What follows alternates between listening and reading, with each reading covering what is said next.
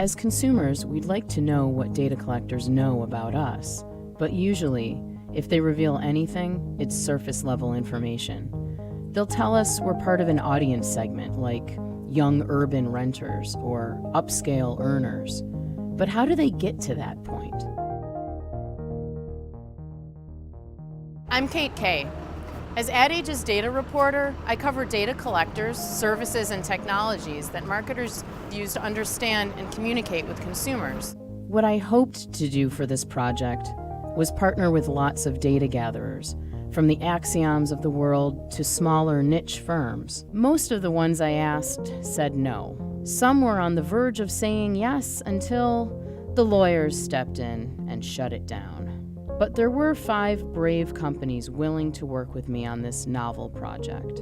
They watched, so to speak, as I went for a run in the park, picked up groceries, and made a pit stop to the drugstore to buy gum.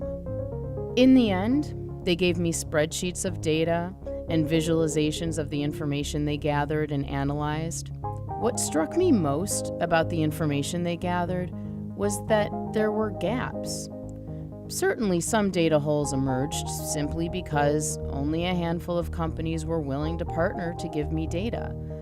But I also discovered that the fact that I live in a densely populated neighborhood makes it tough sometimes to track my mobile location.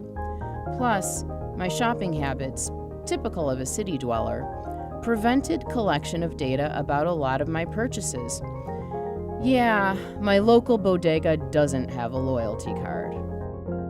The partner companies offered a peek at the bit part I play in the modern consumer data economy. But I really saw only a sliver of the information I disseminate each day. And where that data will end up, and in what forms, is also mostly a mystery. Though I still believe we all should be more aware of the data we're putting out there and its potential impact on our lives.